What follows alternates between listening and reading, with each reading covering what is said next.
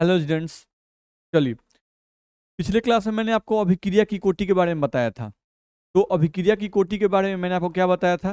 मैंने अभिक्रिया की कोटि के बारे में बताया था आपको, वेग नियम समीकरण में अभिकारकों के सांद्रणों के घातों का जो योगफल होता है, नहीं, वही हम लोगों का अभिक्रिया की कोटि कहलाता है। जैसे हम लोग देखें अगर, तो ये हम लोग का प्रायोगिक वेग नियम समीकरण दिया हुआ है किसी अभिक्रिया के लिए।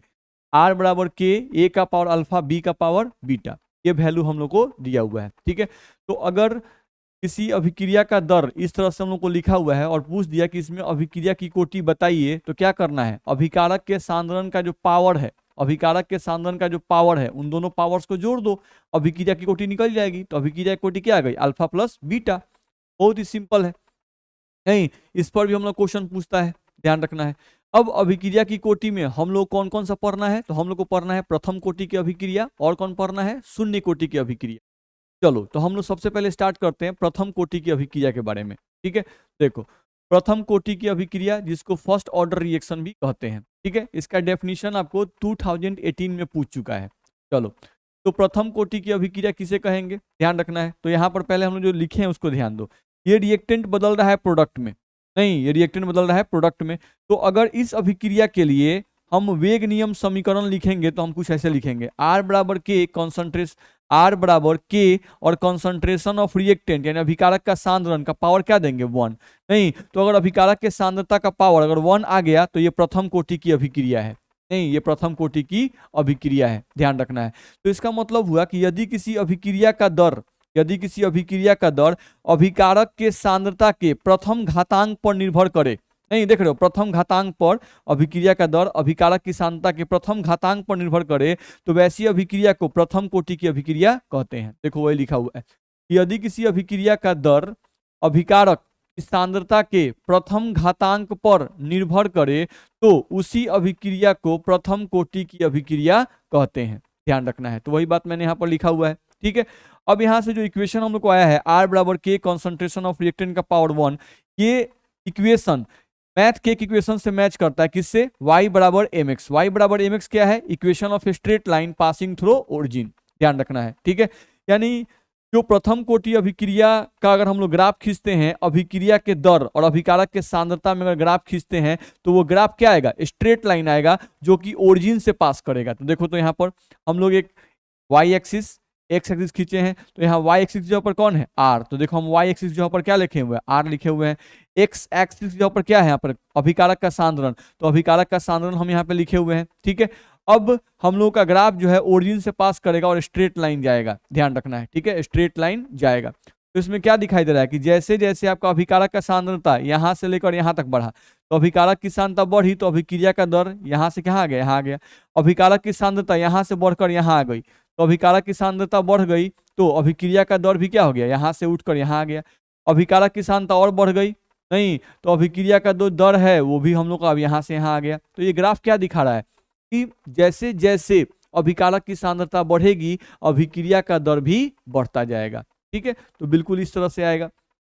तो अगर 2 मार्क्स में पूछेगा तो डेफिनेशन लिख दीजिएगा, नहीं, और ये एग्जाम्पल दे दीजिएगा। अगर 3 मार्क्स में पूछेगा तो डेफिनेशन लिखिएगा, ये इक्वेशन लिखिएगा और एक ग्राफ बना दीजिएगा, आपको मार्क्स मिल जाएगा 3 मार्क्स। ध्यान रखना है, ठीक है। आगे बढ़ते हैं। अब हम लोग को देखा जाए तो हम लोग को यहाँ पे देखना है प्रथम कोटि अभिक्रिया का गतिकी समीकरण देखना है। प्रथम कोटि अभिक्रिया का गतिकी समीकरण, जो कि बहुत इंपॉर्टेंट है, ये बहुत बार रिपीट कर चुका है। देख लो, 2009 में, 2012 में, 2013 में, 2019 में और 2021 में ये रिपीट कर चुका है। ठीक है, प्रथम कोटि अभिक्रिया का गतिकी समीकरण, ये 5 मार्क्स में पूछता है, ध्यान रखना। हम यहाँ लिखे भी हुए, देख लो, 5 मार्क्स में पूछता है। ठीक है, चलो इसके बारे में कुछ पढ़ते हैं। क्या लिखा हुआ है? लिखा हुआ है कि नॉर्मल लाइफ में जितनी भी अभिक्रिया होती है वह सामान्यतः प्रथम कोटि की ही होती है। ठीक है, नॉर्मल लाइफ में जो भी हमारी अभिक्रियाएं होती हैं वो सामान्यतः प्रथम कोटि की अभिक्रिया होती है। ठीक है, ये हम लोग को ध्यान रखना है। चलो, गतिकी समीकरण हमें बताता है, यहाँ पर हम लोग प्रथम कोटि अभिक्रिया का गतिकी समीकरण पढ़ने वाले हैं। तो गतिकी समीकरण क्या बताता है? तो लिख रहा है, गतिकी समीकरण हमें बताता है कि कितने समय में कितना अभिकारक खर्च होगा, कितने समय में कितना अभिकारक खर्च होगा, इसकी जानकारी हमें कौन देता है? गतिकी समीकरण। इसका मतलब क्या हुआ? इसका मतलब समझ लो। इसका मतलब ये हुआ कि अगर आप 10 ग्राम कोई अभिकारक ले लो, नहीं, उस 10 ग्राम में से आपका 4 ग्राम अभिकारक खर्च हो गया। तो अगर 10 ग्राम में से आपका 4 ग्राम अभिकारक खर्च हो गया, तो उस 4 ग्राम अभिकारक को खर्च होने में कुछ समय लगा होगा। तो कितना समय लगा होगा ये हमें कौन बताएगा? ये गतिकी समीकरण, जिसको अभी हम लोग प्रमाणित यानी प्रूफ करने वाले हैं, ध्यान रखना है, ठीक है। तो इसका प्रूफ ही 5 मार्क्स में होता है, ठीक है। तो ये क्या बताएगा कि कितने समय में कितना अभिकारक खर्च हुआ, ठीक है। इसकी जानकारी हमें गतिकी समीकरण से मिलेगी। अब इसी का प्रूफ हम लोग को पढ़ना है जो 5 मार्क्स में पूछता है। चलो यहां से हम लोग करके देखते हैं। हम लोग क्या करना है, चलो लिखे यहाँ पर रिएक्टेंट आपका बदल रहा है प्रोडक्ट में, नहीं तो रिएक्टेंट को यहाँ पे बदल दो पहले प्रोडक्ट में। यहाँ से लिख देखो तो, चलो हमारा रिएक्टेंट जो है, कलर चेंज किया जाए, मजा नहीं आ रहा है, कलर चेंज करो, यहाँ आ जाओ। रिएक्टेंट हम लोगों का बदल रहा है क्या चीज में? प्रोडक्ट में। चलो ये एक अभिक्रिया दी हुई है। अब इस अभिक्रिया के लिए हम लिख रहे हैं t बराबर 0 पर। t बराबर 0 का मतलब अभी अभिक्रिया शुरू नहीं हुई है। t बराबर 0 का मतलब अभी अभिक्रिया शुरू नहीं हुई है। हम लोग टाइमर स्टार्ट किए हैं घड़ी का, नहीं, और उस टाइमर पर अभी क्या दिखा रहा है? 0 0 दिखा रहा है, यानी अभी अभिक्रिया शुरू नहीं हुई है, ठीक है। चलो तो t बराबर 0, तो उस समय अभिकारक की मात्रा को हम मान लिए a। इसकी मात्रा अभी नहीं अभिक्रिया शुरू हुई, तभी प्रोडक्ट नहीं बनना है, तो इसकी मात्रा 0 मान लिए। बराबर 0 पर उत्पाद की मात्रा क्या है? 0, लिख दिए। अब t बराबर t समय पर, यानी कुछ समय बीता, मान लो 10 मिनट तक अभिक्रिया आप छोड़ दिए, आप टाइमर स्टार्ट कर दिए, नहीं, अब 10 मिनट तक अभिक्रिया छोड़ दिए, तो इस अभिकारक का x अमाउंट हम मान लिए कि खर्च हो गया। a था, a में से x खर्च हो गया, तो ये x बन गया। नहीं, जितना ये खर्च होगा उतना ये बनेगा, क्योंकि दोनों का कोएफिशिएंट क्या है? सेम है।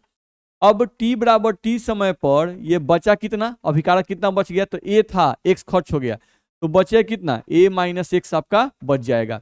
ये कितना हम लोग का बचेगा? x हम लोग का बच जाएगा। बिल्कुल सिंपल है, ठीक है। चलो अब हम यहाँ पे लिखेंगे t समय पर, हम लोग का t समय पर ध्यान रखना है, ये तो a था, नहीं, मान लो 5 था, 5 में से 3 खर्च हो गया। अब बर्तन में बच कितना गया है? मान लो कि 2, 5 में से 3 गया, तो आपका 2 मोल बच गया है। नहीं, टी समय पर इसके पास अभिकारक कितना बच गया है? 2 मोल। तो अब टी समय पर कोई पूछे कि अभिक्रिया का दर किस पर निर्भर करेगा, तो टी समय पर अभिक्रिया का दर किस पर निर्भर करेगा? तो अभिकारक की बची हुई मात्रा पर निर्भर करेगा। नहीं, तो टी समय पर अगर अगर अभिकारक 2 मोल बचा है, तो अब अभिक्रिया का दर उसी पर निर्भर करेगा, ध्यान रखना है। नहीं, तो वही लिख रहा है कि टी समय पर अभिक्रिया का दर, टी समय पर अभिक्रिया का दर निर्भर करेगा, टी समय पर अभिक्रिया का दर निर्भर करेगा किस पर भाई? नहीं, निर्भर करेगा अभिकारक की बची हुई मात्रा पर। अभिकारक की बची हुई, अभिकारक की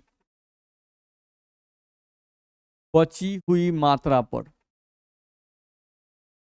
अभिकारक की बची हुई मात्रा पर निर्भर करेगा, ठीक है। तो यहां से हम लिखेंगे R, नहीं, is equals to k a minus x, नहीं, और पावर कितना देंगे? 1, क्योंकि प्रथम कोटि की पढ़ रहे हैं, तो इसलिए अभिकारक की सांता का पावर क्या आएगा? 1 आएगा। चलो अब इस R को हम लिख सकते हैं ऐसे भी, dx by dt is equals to k a minus x का पावर 1। R को लिख दिए dx बाई dt। R क्या है? अभिक्रिया का दर, और dx बाई dt क्या है? तो ये भी अभिक्रिया का दर ही है। नहीं, किसके सापेक्ष में? तो उत्पाद के सापेक्ष में। नहीं, तो d का मतलब क्या होता है? चेंज। x का मतलब उत्पाद की मात्रा। नहीं, तो उत्पाद की मात्रा में चेंज, यानी उत्पाद की मात्रा में बदलाव। dx का मतलब हुआ उत्पाद की मात्रा में बदलाव, dt का मतलब हुआ समय में बदलाव। तो उत्पाद की मात्रा में बदलाव बटा समय में बदलाव, अगर ये हम कर दें, नहीं, तो ये क्या चीज को डिपेंड करेगा? अभिक्रिया के दर को, ध्यान रखना है। तो dx बाई dt आ गया के ए माइनस एक्स। ये पहले हम लोग काम कर लिए। चलो अब आगे बढ़ते हैं।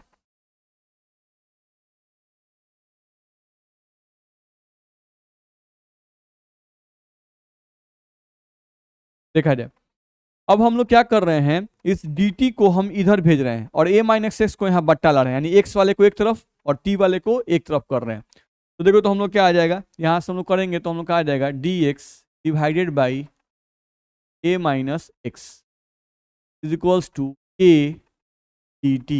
यही हम लोग का आएगा, ध्यान रखना है। चलो थोड़ा थोड़ा उन्हें जगह निकालते हैं ताकि पेज में हम लोग,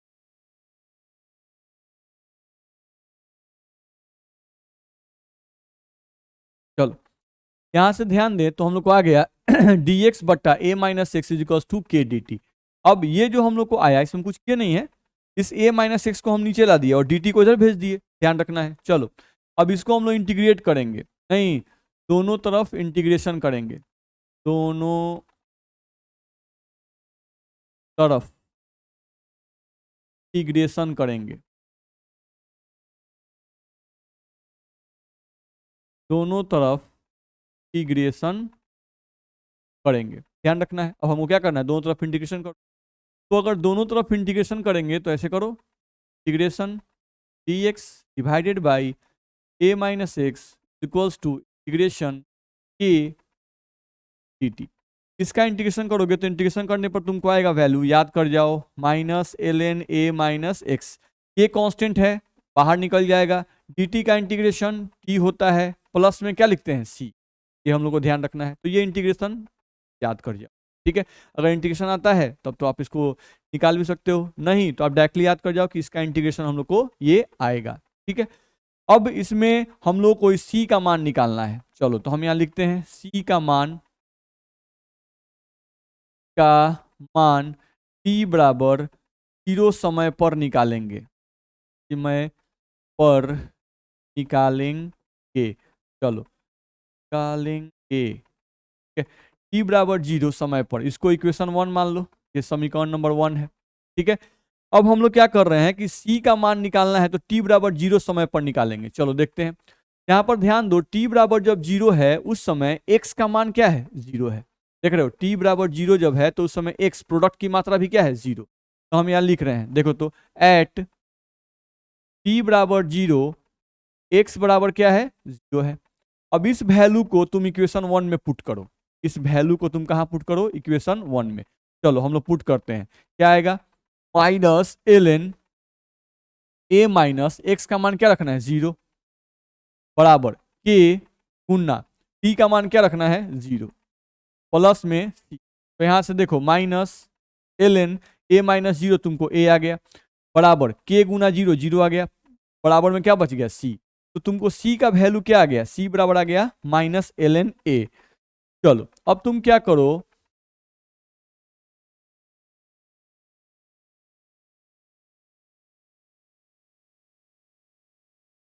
ध्यान दो, यहां से जो c का मान आया उसको इक्वेशन 1 में पुट कर देंगे, ध्यान रखना है, ठीक है। c का मान इक्वेशन 1 में रखेंगे, c का मान जो है वो इक्वेशन 1 में हम लोग रखेंगे। चलो तो इक्वेशन 1 में रखो, क्या हम लोग को होगा यहां से, चलिए देखा जाए, यहां पर आ रहा है, यहां से हम देखें अगर तो क्या हम लोग को हो जाएगा, minus ln a minus X बराबर, minus ln a minus X बराबर, यहां से रखेंगे के टी, ठीक है, minus ln n minus X बराबर के टी। और c का मान क्या आया है, माइनस ln a, यहाँ पर रखेंगे माइनस ln a, ये हम रख सकते हैं, ठीक है। अब हम लोग क्या करते हैं कि के टी को यहीं रहने देते हैं और इसको इधर भेजते हैं, देखो तो के टी ऐसे ही रहने दिए बराबर, यहाँ पर हम लोग क्या कर रहे हैं, अब इसको इधर भेज रहे हैं, तो ये तो निगेटिव है, इधर तो क्या होगा, पॉजिटिव हो जाएगा, तो ये हो जाएगा ln a, और ये जो हम लोग का ये वाला जो है वैसे ही उतर जाएगा, minus ln a minus x. अब यहाँ लिखेंगे के टी बराबर, ये देखो log a minus log b, तो log a minus log b का फॉर्मूला होता है log a माइनस b का फॉर्मूला क्या होता है, log a बाई b, तो log a बटा a माइनस एक्स, ये हम रख सकते हैं। तो के टी बराबर हम लोग को आ गया यहाँ से ln a बटा a माइनस एक्स, इस तरह से हम रख सकते हैं, ठीक है। अब यहां से तुम ध्यान दो, हम लोग के टी बराबर आ गया ln a बटा a माइनस एक्स, इस तरह से हम लोग लिख सकते हैं, इतना में किसी को दिक्कत नहीं होनी चाहिए। चलो अब थोड़ा दूसरा पॉइंट पे ध्यान दो। यहाँ से जो हम लोग को आ गया के टी बराबर एल एन ए बटा ए माइनस एक्स, यहाँ जो एल एन लिखा हुआ है इस एल एन का मतलब होता है लॉग टू द बेस ई, ठीक है। और हम लोगों का जो लॉग टेबल होता है उसमें लॉग टू द बेस 10 दिया रहता है, तो लॉग टू द बेस ई को लॉग टू द बेस 10 में बदलने के लिए 2.303 से गुना करते हैं। तो हम इसको लॉग टू द बेस 10 में कन्वर्ट करेंगे तो यहाँ से लिखेंगे के टी बराबर, इसको हम लिखेंगे अब 2.303, नहीं ध्यान रखना है, अब यहाँ लिखेंगे लॉग और यहाँ लिखेंगे ए बट्टा में ए माइनस एक्स, ये लिखेंगे। नहीं अब यहाँ से हम लोग चाहें तो t बराबर निकाल सकते हैं, तो t बराबर हम लोग को आ जाएगा 2.303, ये आ जाएगा बट्टा में, तो बट्टा में आ जाएगा k और यहाँ से तुमको आ जाएगा log a बट्टा a माइनस एक्स, ध्यान रखना है। तो ये जो तुमको आया यहाँ पर, ये जो तुमको आया यहाँ पर फॉर्मूला, यही तुम्हारा है प्रथम कोटि अभिक्रिया का गतिकी समीकरण, प्रथम कोटि अभिक्रिया का गतिकी समीकरण यही है, ठीक है। ठीक से किया जाए,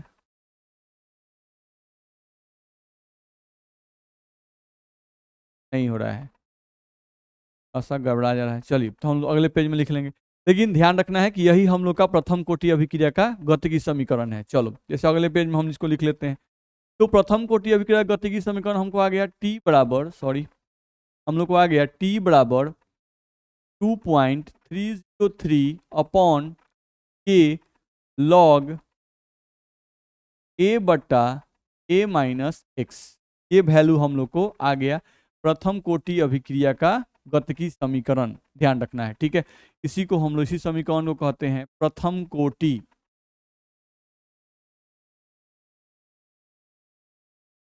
अभिक्रिया का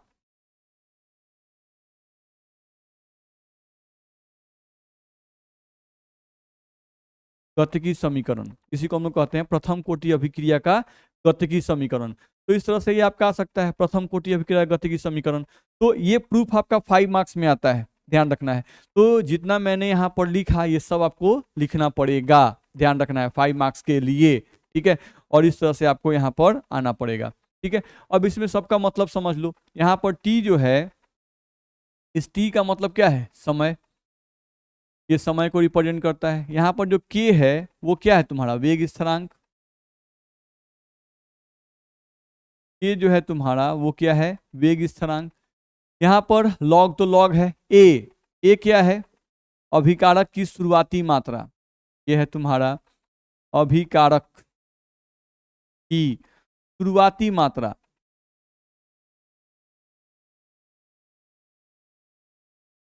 अभिकारक की शुरुआती मात्रा, ध्यान रखना है। नहीं देख रहे थे हम लोग शुरू में जो लिखे थे यहाँ पर कुछ इस तरह से, रिएक्टेंट बदल रहा है प्रोडक्ट में, नहीं टी बराबर 0 पर इसकी जो मात्रा है वो कितनी माने थे, ए, इसका मात्रा 0, फिर टी बराबर टी टाइम पर एक्स इसका खर्च हुआ था, ये एक्स बना था, फिर टी बराबर टी टाइम पर ये बचा कितना था, तो ये बचा था ए माइनस एक्स और ये बचा था एक्स, नहीं तो ये बचा हुआ मात्रा था, ये खर्च हुआ मात्रा था और ये शुरुआती मात्रा था, नहीं तो यहाँ पर ए क्या है, शुरुआती मात्रा, ए माइनस एक्स, ए माइनस एक्स क्या है, बची हुई मात्रा, नहीं तो ए माइनस एक्स कोई पूछता है तो वो क्या है, अभिकारक की बची हुई मात्रा, तो ये अभिकारक की बची हुई मात्रा को रिप्रेजेंट करेगा। तो ये 5 मार्क्स में आता है, ये आपको सॉल्व करने आना चाहिए। अब इस पर आधारित हम लोग कुछ क्वेश्चन भी पूछा हुआ है, कुछ न्यूमेरिकल पूछता रहता है, नहीं उसको भी हम लोग को देखना है, ध्यान रखना है, ठीक है। चल तो पहले हाफ लाइफ पढ़ लेते हैं, उसके बाद हम लोग इसको देखेंगे, इस पर न्यूमेरिकल हम लोग देखेंगे, ध्यान रखना है, ठीक है। तो प्रथम कोटि अभिक्रिया गति की समीकरण बहुत इंपॉर्टेंट है, ये 5 मार्क्स में आपका पूछ, ठीक है। तो आप जरूर इसको रिवाइज कर लेंगे। चलो अब हम लोग दूसरे पॉइंट पे आ जाए, देखा जाए तो हम लोग को दे रहा है प्रथम कोटि अभिक्रिया का अर्ध आयु काल, नहीं प्रथम कोटि अभिक्रिया का अर्ध आयु काल। तो अर्ध आयु काल का मतलब क्या होता है, नहीं यानी मान लो कोई आप अभिकारक लिए हुए हो 10 ग्राम, नहीं अब 10 ग्राम में से 5 ग्राम अभिकारक खर्च होने में जो समय लगेगा, 10 ग्राम का आधा कितना है, 5 ग्राम, तो 10 ग्राम अभिकारक का आधा हुआ 5 ग्राम, तो 5 ग्राम अभिकारक को खर्च होने में जितना समय लगेगा वही उस अभिक्रिया का अर्ध आयु कहलाएगा। नहीं, अब कोई अभिकारक 20 ग्राम है तो 20 ग्राम का आधा कितना, 10 ग्राम।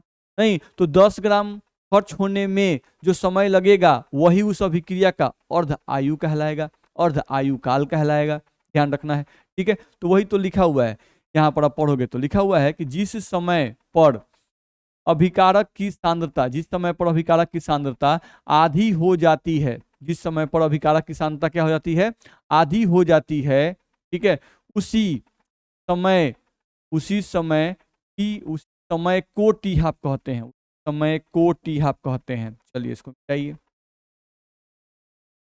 उसी समय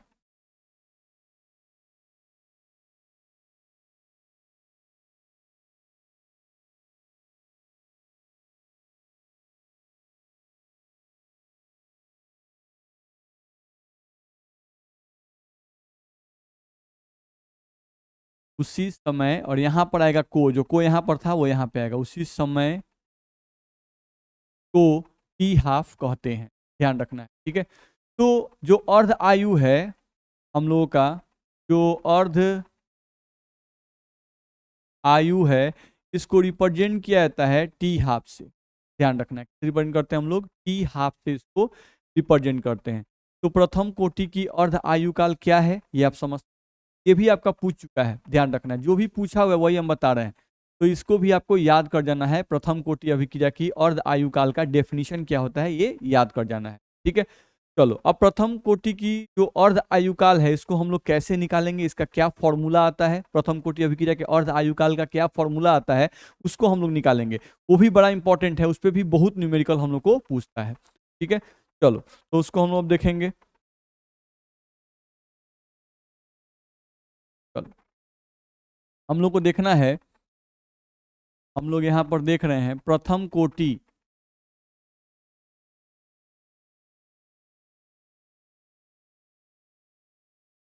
प्रथम कोटि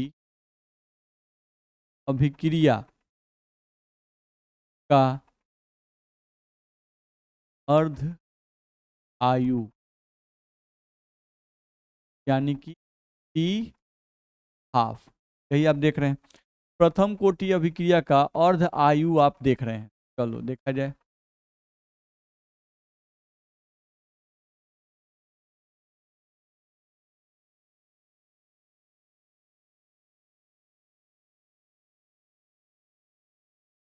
ध्यान दें। अब हम लोग को प्रथम कोटि अभिक्रिया का अर्ध आयु देखना है। नहीं, चलो अर्ध आयु यहाँ पे हम लोग देखें अगर, तो यहाँ पे हम ले रहे हैं, देखो तो ये हो गया हम लोग का रिएक्टेंट। नहीं, और रिएक्टेंट यहाँ से हम लोग का बदलेगा किसी बाबू, तो रिएक्टेंट बदलेगा तुम्हारा प्रोडक्ट में। चलो रिएक्टेंट को बदल दो प्रोडक्ट में, ठीक है। चलो टी बराबर जो जब है उस समय अभिकारक की शुरुआती मात्रा ए, ये कितना, चलो टी बराबर टी टाइम पर अब ये कुछ खर्च होगा तो हमको टी हाफ निकालना है। नहीं, तो ए का आधा कितना, ए बाई टू खर्च हो गया। नहीं, तो ये बनेगा कितना, ए बाई टू ये बन जाएगा। चलो टी बराबर, अब टी समय पर ये ए था, ए बाई टू यानी आधा खर्चा हो गया, तो बचेगा कितना, आधा, ए बाई टू, ए में से ए बाई टू घटाना क्या आएगा, ए बाई टू, यहाँ पर क्या आ जाएगा, ए बाई टू। चलो, अब हम लोग देखो तो अभी प्रथम कोटि अभिक्रिया गतिकी समीकरण टाइम का फॉर्मूला हम लोग निकाले थे। टाइम का फॉर्मूला था हमारे पास 2.303 अपॉन यहाँ से के, और हम लोग को आया था लॉग ए बट्टा ए माइनस एक्स, इस तरह से आया था। ध्यान रखना है। अब हमको देखा जाए तो हम लोग को निकालना क्या है, टी हाफ। तो इस टी को हम लिखना चाहते हैं, देख लो टी हाफ निकालना चाहते हैं। चलो इसी फॉर्मूला को उतारेंगे, लिखेंगे 2.303 अपॉन यहाँ पर के, और यहाँ से लिखेंगे हम लोग तो आ जाएगा लॉग, नहीं ए मतलब अभिकारक की शुरुआती मात्रा, तो अभिकारक की शुरुआती मात्रा यहाँ भी ए ही है, तो ए को ऐसे ही रहने देंगे, A divide by A minus X को हम बताए थे अभिकारक की बची हुई मात्रा, तो अभिकारक की बची हुई मात्रा यहाँ पर अब कितनी है, ए बाई टू, क्योंकि ए शुरुआती मात्रा, एक्स मतलब आधा खर्च हो गया, तो ए माइनस ए बाई टू, तो वैल्यू क्या आएगा, ए बाई टू। यहाँ से ए से हम लोग का ए कट जाएगा, ध्यान रखना है।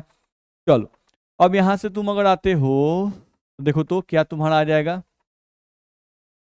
यहाँ से हम लोग अगर आते हैं तो टी हाफ का वैल्यू हम लोग निकाल रहे थे, तो टी हाफ का वैल्यू निकालेंगे यहाँ से, देखो तो टी हाफ बराबर, टी हाफ बराबर हम लोग क्या आ गया, 2.303 बट्टा के, 0.03 डिवाइडेड बाई के, नहीं, और ये 2 ऊपर चला गया तो यहाँ पे हम लोग को आ गया log 2। तो यहाँ से हम निकालेंगे अगर तो t½ equals to 0.303 divided by के, और log 2 का मान होता है, आप देख लेंगे 0.301। तो यहाँ से आप निकाल सकते हो t½ इज इक्वल्स टू, इन दोनों को मल्टीप्लाई करने पर वैल्यू आता है 0.693 डिवाइडेड बाई के। ये हम लोग को वैल्यू आ जाएगा।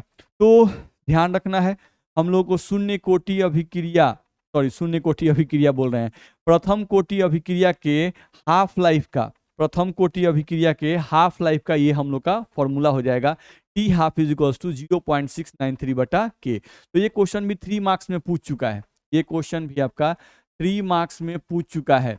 तो अगर 3 मार्क्स में पूछा है बाबू, नहीं तो अगर आएगा तो आपको ऐसे ही लिखना पड़ेगा, ध्यान रखना है, तभी आपको 3 मार्क्स मिलेगा। ठीक है, तो आई होप मेरी बात आपको समझ में आ गई होगी। अब दूसरे पॉइंट पे थोड़ा आ जाओ। चलो हम लोग देखें अगर, तो हम लोग को t½ का फॉर्मूला क्या आया प्रथम कोटि अभिक्रिया के लिए, t½ का फॉर्मूला क्या आ गया, वो आ गया 0.693 डिवाइडेड बाई के। यही फॉर्मूला हम लोग को आया है। ठीक है, ये किसके लिए है, प्रथम कोटि अभिक्रिया के लिए है।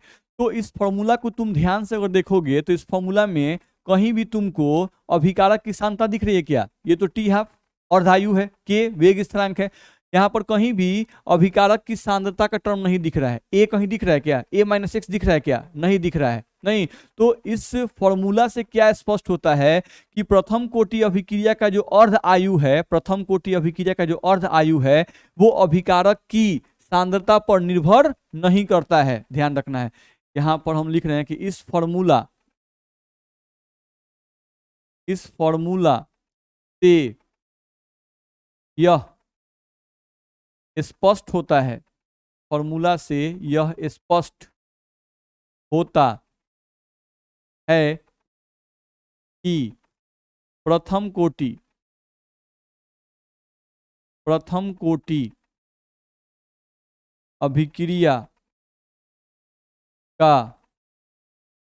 अर्ध आयु अभिकारक की सांद्रता पर निर्भर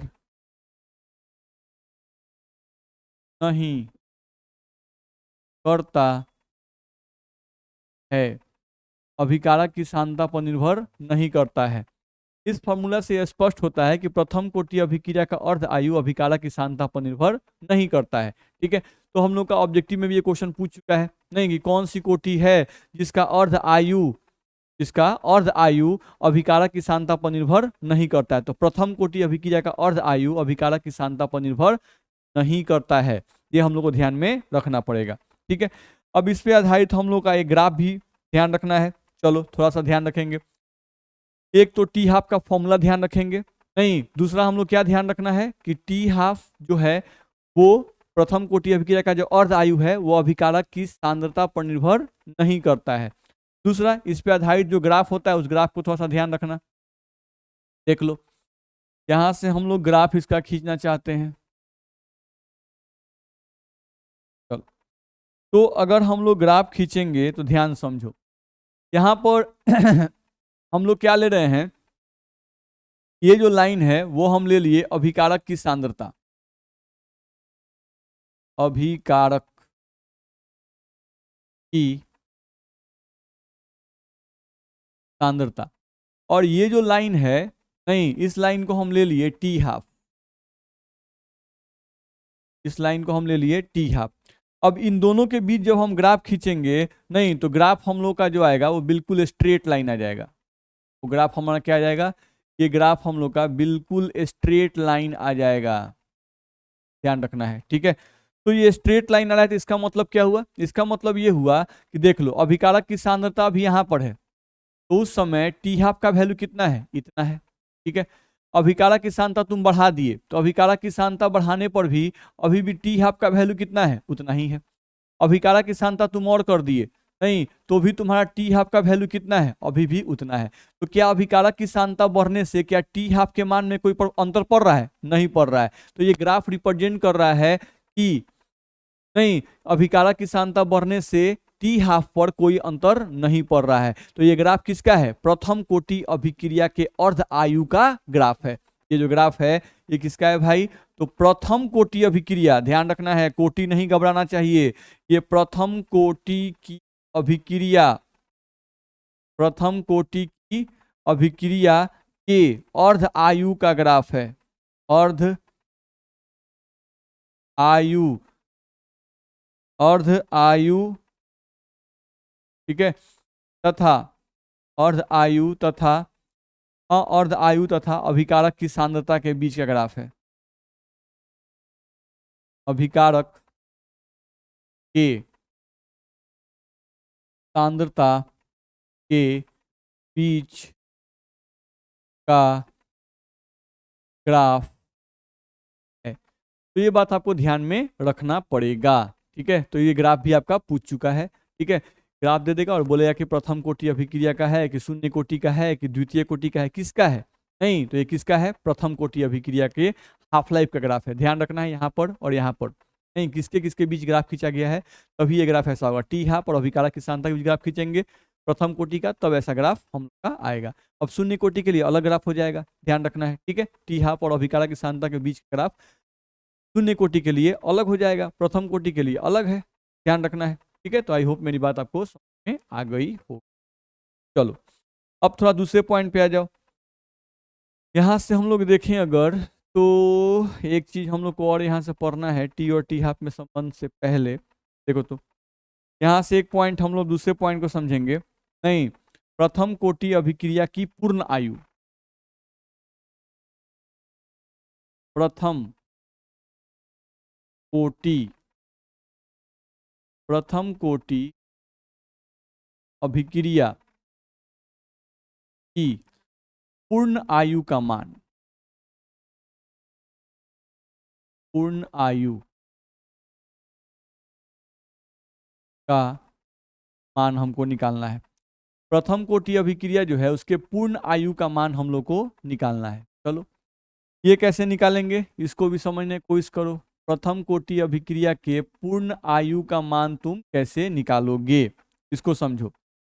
देखो तो प्रथम कोटि अभिक्रिया के पूर्ण आयु का मान निकालना है, तो पूर्ण आयु का मतलब क्या होता है, जैसे हम यहाँ पर रिएक्टेंट लिए, नहीं यहाँ पर आपका हम प्रोडक्ट ले लिए, टी बराबर जब 0 है उस समय अभिकारक की मात्रा A है, इसकी मात्रा 0 है। टी बराबर टी समय पर ये x खर्च हुआ, नहीं तो x अब यहाँ पे खर्च हुआ नहीं मानेंगे, नहीं पूर्ण आयु हमको निकालना है, तो A था, नहीं अब A पूरा खर्च हो गया, ठीक है। पूर्ण आयु का मतलब होता है वह समय जिस समय पर अभिकारक की दी गई पूरी मात्रा खर्च हो जाए। नहीं हम यहाँ बोले अगर, तो क्या बोल रहे हैं, वह समय, वह समय जिस पर, वह समय पर अभिकारक की दी गई पूरी मात्रा, पूरी मात्रा खर्च हो जाए, तो वह समय जिस पर अभिकारक की दी गई पूरी मात्रा क्या हो जाए, खर्च हो जाए, ठीक है। तो चलो A शुरुआती मात्रा थी, अब ये पूरी मात्रा खर्च हो जाए, तो A खर्च हुआ तो उत्पाद A बन गया। अब T बराबर T समय पर बचा कितना, तो A था, A खर्च हो गया, बचेगा कितना, 0, ये कितना बचेगा A। चलो अब आप प्रथम कोटि अभिक्रिया गतिकी समीकरण जानते हैं, क्या है गतिकी समीकरण, अभी निकाले थे हम लोग, प्रूफ किए थे 2.303/K, यहाँ से आ गया लॉग, यहाँ से आ गया A और यहाँ से A माइनस एक्स, ये वैल्यू हम लोग को आ गया, ठीक है। चलो अब हमको क्या निकालना है, टी फुल का नाम निकालना है, हम लोग को फुल लाइफ निकालना है, टी फुल यानी फुल लाइफ, नहीं पूर्ण आयु निकालना है। चलो तो क्या रखेंगे, 2.303 डिवाइडेड बाई की, ये तो जैसा है वैसे उतर जाएगा, यहाँ से आ जाएगा लॉग A शुरुआती मात्रा A, अब बचा हुआ मात्रा कितना हो जाएगा, 0, ठीक है, बचा हुआ मात्रा कितना हो जाएगा 0, क्योंकि A था, A खर्च हो गया, 0 बच गया। चलो टी फुल का तुम मान निकाल रहे हो, तो टी फुल बराबर हम लोग को निकालोगे तो यहाँ पे वैल्यू आ जाएगा 2.303 डिवाइडेड बाई के, और यहाँ लॉग जब 0 में a से डिवाइड करेंगे तो वैल्यू क्या आएगा, इनफाइनाइट, ध्यान रखना है, ठीक है। वैल्यू क्या आ जाएगा हम लोग को, इनफाइनाइट आ जाएगा। अब यहाँ से तुम इसको सॉल्व कर सकते हो, देखो ध्यान दिया जाए तो यहाँ से हम लोग निकालेंगे अगर टी फुल, तो टी फुल निकालिएगा तो टी फुल का वैल्यू आ जाएगा 2.303 अपॉन के, और लॉग इनफाइनाइट का वैल्यू क्या आता है, इनफाइनाइट, यहाँ से 2.303 अपॉन के, लॉग इनफाइनाइट का वैल्यू इनफाइनाइट। अब यहाँ से आप टी फुल का वैल्यू निकालो, तो टी फुल का वैल्यू निकालोगे यानी पूर्ण आयु आप निकालना चाहते हो, तो इनफाइनाइट में जब किसी चीज से गुना करते हो वैल्यू क्या आता है, इनफाइनाइट। तो आपको यहाँ से ध्यान में रखना पड़ेगा, क्या ध्यान रखना पड़ेगा कि प्रथम कोटि अभिक्रिया के पूर्ण आयु का मान ज्ञात नहीं किया जा सकता है, क्योंकि इसका वैल्यू क्या आया, बहुत ज्यादा इनफाइनाइट आ गया। तो यहां से हम लोग क्या निष्कर्ष निकला कि प्रथम कोटि के अभिक्रिया के पूर्ण आयु का मान, पूर्ण आयु का मान ज्ञात नहीं किया जा सकता है, ध्यान रखना है। प्रथम कोटि अभिक्रिया का पूर्ण आयु का मान ज्ञात नहीं किया जा सकता है, ध्यान रखना है। तो ये भी क्वेश्चन हम लोग का पूछ चुका है, ध्यान रखना है, ठीक है। औसत अभिक्रिया का वेग अभिक्रिया प्रथम कोटि,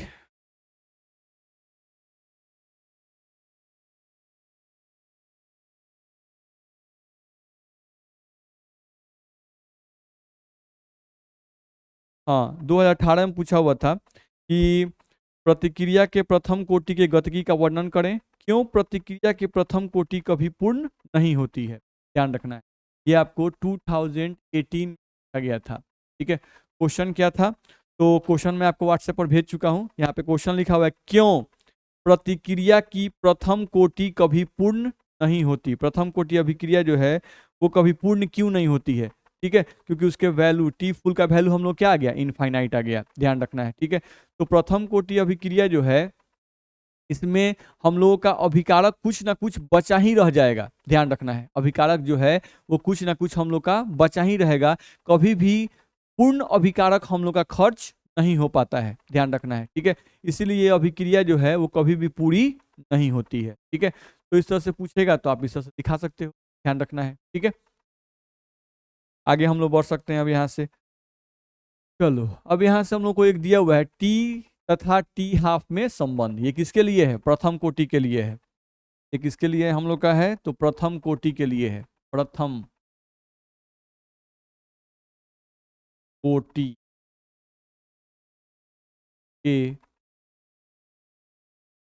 लिए, ये जो हम लोग चीज देख रहे हैं वो प्रथम कोटि के लिए है, तथा टी हाफ में संबंध। चलो हम लोग देखें अगर, तो टी हाफ का फॉर्मूला हम लोग क्या आया है, टी हाफ का फॉर्मूला हम लोग को आया है 0.693 डिवाइडेड बाई के, यही फॉर्मूला हम लोग को आया है, ध्यान रखना है, ठीक है। टी हाफ बराबर 0.693 बटा के। अब थोड़ा ध्यान से देखो, तो टी हाफ का वैल्यू हम लोग को आ गया है प्रथम कोटि के लिए 0.693 बटा के। अब यहाँ से हम लोग के का मान निकाल सकते हैं, अगर के का वैल्यू निकालें तो हम लोग को आ जाएगा 0.93 डिवाइडेड बाई टी हाफ, ध्यान रखना है। तो इस तरह से आपको के का मान आप निकाल सकते हैं, ध्यान रखना है, आपको के का ये वैल्यू आ जाएगा, ठीक है। के बराबर 0.693, बस हम के को ऊपर कर दिए, टी हाफ को नीचे कर दिए। नाउ अब अगर देखा जाए तो प्रथम कोटि अभिक्रिया गतिकी समीकरण का फॉर्मूला भी आप पढ़ चुके हैं, क्या पढ़ चुके हैं, टी बराबर यहाँ से 2.303 डिवाइडेड बाई यहाँ से के लॉग ए बट्टा ए माइनस एक्स, ये आप पढ़ चुके हैं। तो यहाँ से अगर देखिएगा आप, तो t बराबर हम लोग अगर निकालें यहाँ पर तो क्या हो जाएगा, हम लोग को हो जाएगा 2.303 डिवाइडेड बाई के। अब के जगह पर ये वैल्यू रख देंगे, कौन सा, 0.693, पट्टा में जो टी हाफ होगा वो ऊपर चला जाएगा, ठीक है, इस तरह से। और यहाँ पर आपका आ जाएगा लॉग ए बट्टा ए माइनस एक्स, इस तरह का हम लोग को आ जाएगा, ध्यान रखना है, ठीक है। अब चलो यहाँ से हम लोग को ये चीज तो आ गया। अब यहाँ से तुम लिख सकते हो, देखो 2.303 डिवाइड बाई 0.693, इसको जब डिवाइड करें तो वैल्यू आता है 3.32। यहाँ से हम लोग को टी का वैल्यू आ गया, टी बराबर हम लिखेंगे 3.32 मल्टीप्लाइड बाई, ठीक है, T half multiplied by T half, और बच गया लॉग ए बट्टा ए माइनस एक्स। ठीक है, तो ये फॉर्मूला हम लोग को आ जाएगा। तो आप देख लो, इसमें टी भी है इस फॉर्मूला में और टी हाफ भी है, टी भी है और टी हाफ भी है। तो टी और टी हाफ में आपको एक रिलेशन मिल गया नहीं, तो ये है आपका relation between T and T half, relation between and T half, इस तरह से आप लिख, ध्यान रखना है प्रथम कोटि अभिक्रिया के लिए, तो ये आपको ध्यान में रखना होगा। ठीक है, अब इसी सब पे आधारित कुछ क्वेश्चन हम लोग को दिया हुआ है जिसको हम लोग बना सकते हैं। चलो देखते हैं। ये तो छदम कोटि है। चलो कुछ क्वेश्चन हम लोग को दिया हुआ है, उस क्वेश्चन को हम लोग बना के देखते हैं, देखते हैं क्या क्या दिया हुआ है। एक क्वेश्चन हम लोग को दिया हुआ है, ठीक है, न्यूमेरिकल, प्रथम कोटि अभिक्रिया का वेग स्थिरांक, यहाँ पे लिखा हुआ है हम लोगों को प्रथम कोटि, प्रथम कोटि की अभिक्रिया, प्रथम कोटि अभिक्रिया का वेग स्थिरांक,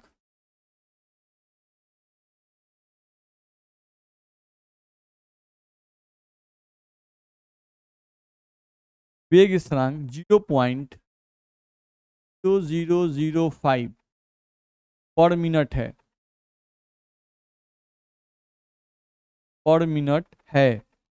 इस अभिक्रिया का अर्धकाल समय निकालें।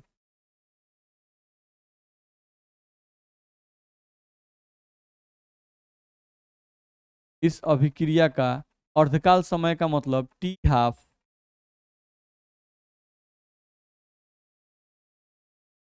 निकालें। यही क्वेश्चन है। नहीं तो बिहार बोर्ड क्वेश्चन को देख लीजिए, बहुत भारी क्वेश्चन नहीं पूछता है, आसान सा क्वेश्चन है ये। नहीं तो यहाँ से आपको वेग स्थिरांक का मान दे दिया है, यानी आपको के का मान दे दिया हुआ है। तो के का वैल्यू कितना दिया हुआ है, 0.0005, नहीं पर मिनट, ये हम लोग को दिया है, देख रहे हो। ठीक है, अब यहाँ से इस अभिक्रिया का टी हाफ का मान निकालना है। तो अभी तो आप प्रथम कोटि अभिक्रिया के लिए टी हाफ का फॉर्मूला पढ़े हो, 0.93 बट्टा में के, नहीं तो यहाँ से आप रख सकते हो 0.93 डिवाइडेड बाई के का मान आपको यहाँ पर दिया हुआ है 0.0005, नहीं यहाँ पर आपका आ गया पर मिनट, ध्यान रखना है। नहीं अब यही मिनट आपका ऊपर जाएगा तो पर मिनट मिनट में बदल जाएगा। ठीक है, तो इसको आप सॉल्व कर सकते हो। मान लो यहाँ पे आ गया 693 कर दो डिवाइडेड बाई, इसमें से 3 शून्य नीचे कर दो, 1 2 3 शून्य गुना, यहाँ पर आपका 5 कर दो, नहीं और उसके बाद कितना शून्य, 1 2 3 4, 4 शून्य ऊपर कर दो, 1 2 3 4। ठीक है, इस तरह से हम लोग का आ जाएगा। अब इसमें 3 शून्य से इसमें का 3 शून्य कट जाएगा, यहाँ से आ जाएगा 693 और यहाँ पर 0 डिवाइड बाई कितना 5। अब 5 से इसको आप डिवाइड कर सकते हो, नहीं जो भी हम लोग का आएगा वो आंसर होगा, और आंसर कौन सी में आएगा, मिनट में। ठीक है, तो इस तरह से आप इसको सॉल्व करके आंसर ला सकते हो। तो ये बहुत इजी क्वेश्चन था, इस टाइप का क्वेश्चन भी आपको पूछे हुए हैं।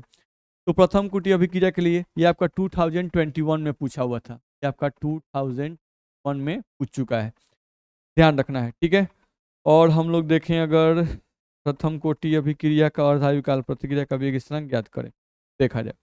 नहीं 2018 में एक क्वेश्चन पूछा था, बिल्कुल इजी क्वेश्चन, ध्यान रखना है। हम लोग देखें अगर तो 2018 में एक क्वेश्चन आपका पूछा हुआ है, क्वेश्चन एक पूछा हुआ है आपका 2018 में। ठीक है, तो उसमें क्या किया है, प्रथम कोटि अभिक्रिया का अर्ध आयुकाल आपको टी हाफ का मान दे दिया है, हम शॉर्ट फॉर्म में क्वेश्चन लिख रहे हैं। टी हाफ का वैल्यू दे दिया हुआ है 10 मिनट।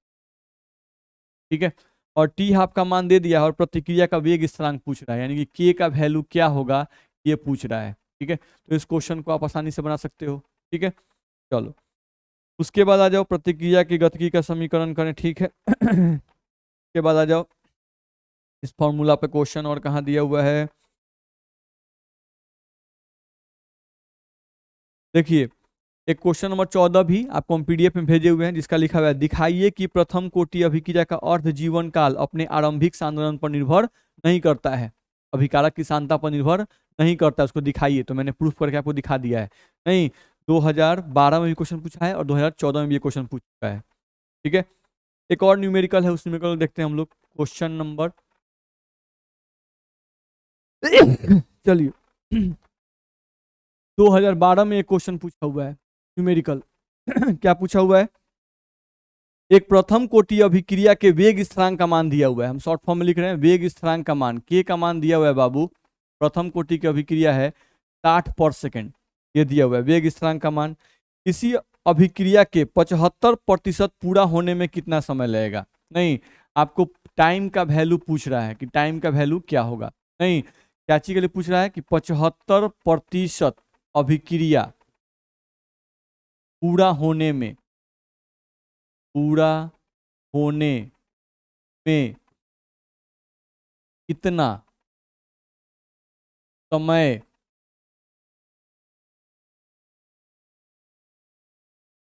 कितना समय लगेगा। 75% प्रक्रिया पूरा होने में कितना समय लगेगा? ठीक है, तो 75% दिया हुआ है, इसका मतलब 100 में 75 खर्च होने में कितना समय लगेगा। प्रथम कोटि की अभिक्रिया है, चलो इसको हम लोग बना सकते हैं। हमको यहाँ पर देखा जाए तो प्रथम कोटि अभिक्रिया के लिए टी का फॉर्मूला बताया गया है 0.3 अपॉन ए लॉग ए बट्टा ए माइनस एक्स, फॉर्मूला बताया गया है। टी का वैल्यू हमको निकालना है 2.3 डिवाइडेड बाई के का वैल्यू दिया हुआ है 60 रख दो। यहाँ से लॉग ए अभिकारक की शुरुआती मात्रा, तो जब भी प्रतिशत दिया हुआ है तो शुरुआती मात्रा कितना मानेंगे? 100। यहाँ पे हम लोग का 100 हो जाएगा। 100 में 75 खर्च हो रहा है, नहीं शुरुआती मात्रा ए का वैल्यू 100 माइनस एक्स मतलब खर्च, कितना खर्च होना चाहिए? 75। नहीं, 75% अभिक्रिया पूरा होने में, यानी कि 75% जो है, यानी 75, 100 में से 75 खर्च हो गया, ध्यान रखना है। चलो, तो यहाँ से क्या लिखेंगे? टी बराबर 2.303 डिवाइडेड बाई 60। यहाँ से हम लोग का आ जाएगा लॉग, यहाँ पे आएगा 100 बट्टा में आ जाएगा 100 बट्टा 25। 25 से आप काट दोगे, 25 चौका 100 आ जाएगा। टी बराबर हम लोग को आ जाएगा 2.303 डिवाइडेड बाई 60 और ये आ जाएगा log 4। नहीं, अब क्वेश्चन में आपको log 4 का मान दिया रहता है। क्वेश्चन में आपको जो है वो log 4 का वैल्यू दिया रहता है, लगभग 0.6021 के आसपास में होता है। तो ये वैल्यू आपको क्वेश्चन में दे देता है, ध्यान रखना है, आपको उतना चिंता करने की जरूरत नहीं है। ठीक है, तो यहाँ से हम लोग को टी बराबर, हम लोग सीधे लिखेंगे टी बराबर, अब क्या आ जाएगा?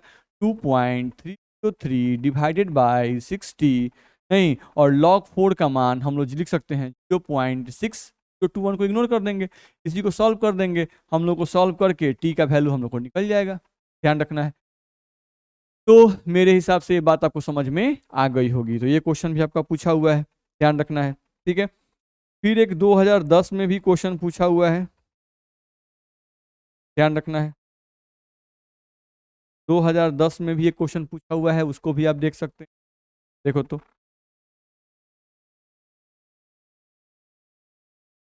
एक क्वेश्चन है जो 2010 में आपका पूछा हुआ है। ठीक है, आसान सा सब क्वेश्चन पूछा हुआ है। एक प्रथम कोटि अभिक्रिया को 75% पूरा होने में 60 मिनट लगता है। नहीं, टाइम का वैल्यू दिया हुआ है क्वेश्चन में 60 मिनट। ठीक है, और कितना 60 मिनट में कितना अभिक्रिया पूरा हो रहा है?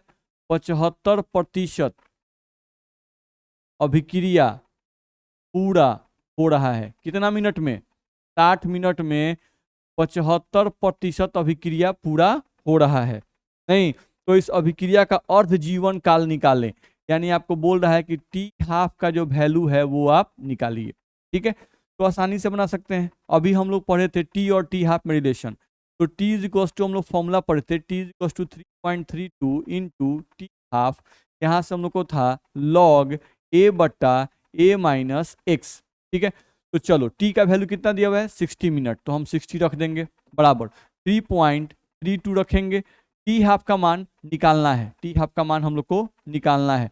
तो टी हाफ रखेंगे, यहाँ से लॉग रखेंगे ए शुरुआती मात्रा, तो 75% यानी 100 होगा शुरुआती मात्रा और 100 में 75 खर्च होगा, तो ए का मान जहां भी होगा वहां 100 रखेंगे, ए का मान जहां होगा वहां 100 रखेंगे, एक्स का मान 75 खर्च हुआ है वो रखेंगे, फिर यहाँ लिखेंगे 60 is equals to 3.32 multiplied by T half रखेंगे, यहाँ से हम लोग का लॉग आएगा, यहाँ से हम लोग का 100 आएगा, यहाँ से हम लोग का 25 आएगा, 25 से कटेगा 4 मरतबे, यहाँ से 60 आएगा, यहाँ से 3.32 आएगा, यहाँ से टी हाफ आएगा नहीं, और यहाँ से log 4 आएगा, log 4 का वैल्यू अभी हम लोग देखे थे, यहाँ 60 आएगा, यहाँ से 3.32 आएगा, इंटू यहाँ से टी हाफ आएगा, log 4 का वैल्यू 0.6 हम रखे थे कि नहीं रखे थे, तो यहाँ से आपको आ जाएगा। अब यहाँ से आप खींच सकते हो इस तरह से, ध्यान रखना है।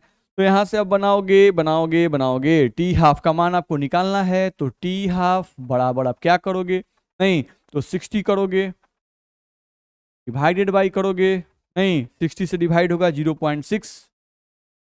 0.6 मल्टीप्लाइड बाई 3.32 को सॉल्व कर देना है, नहीं यहाँ से हाफ इक्वल्स टू, यहाँ पे आपका 60 है, ये आपका 6 हो जाएगा, इसका 10 ऊपर चला जाएगा, नहीं फिर यहाँ गुना आ जाएगा, फिर यहाँ पे 3 3 2 रख दो, इसका 100 आया है तो 100 इसका ऊपर भेज दो, ध्यान रखना है, 6 से 100 काट दो, ये 10 हो जाएगा, टी हाफ बराबर ऊपर आ गया तुमको एक पर सुना, 2 गो 3 गो 4 गो, एगो 2 गो 3 गो 4 गो, एगो 2 गो 3 गो 4 गो, डिवाइडेड बाई 3 इसी को सॉल्व कर दो, अब 3 से 2 डिवाइड करके टी हाफ का मान निकाल दो, आ जाएगा आंसर। ठीक है, तो ये हम लोग का सवाल इस तरह से पूछता है, ध्यान रखना है। ठीक है, तो मैंने क्वेश्चन आपके व्हाट्सएप पे सब भेज दिया था, वही सब क्वेश्चन मैंने यहाँ पे आपको सॉल्व करवाया। ठीक है, आई होप मेरी बात आपको समझ में आ रही होगी, मेरी बात आपको समझ में आ रही होगी। तो ये मैंने प्रथम कोटि अभिक्रिया के बारे में आपको सब बात बताया कि प्रथम कोटि अभिक्रिया जो है उसमें क्या क्या है। ठीक है, और जितनी भी बातें बताई हुई हैं सब क्वेश्चन आपका पूछ चुका है, इसलिए एकदम इंपॉर्टेंट है, ध्यान से इसको रिवाइज कर जाइए, नहीं आराम से आपका सब हो जाएगा। ठीक है, चलो अब अगले पॉइंट पे आ जाओ। अगला हम लोग का इसमें दिया हुआ है छदम प्रथम कोटि अभिक्रिया किसे कहते हैं, नहीं छदम प्रथम कोटि अभिक्रिया किसे कहते हैं। ठीक है, तो यहीं से हम लोग अगला क्लास स्टार्ट करेंगे कल का। ठीक है, जितना मैंने पढ़ाया उतना को आप पहले ढंग से रिवाइज कर जाइए, नहीं एक क्लास और हम लोग लेंगे, ये आपका खत्म हो जाएगा, ध्यान रखना है। ठीक है, एक क्लास और हम लोग लेंगे, आसानी से एक हो जाएगा। ठीक है, तो आज के क्लास में मैंने जो पढ़ाया उसको ढंग से आप रिवाइज कर जाएंगे। ओके।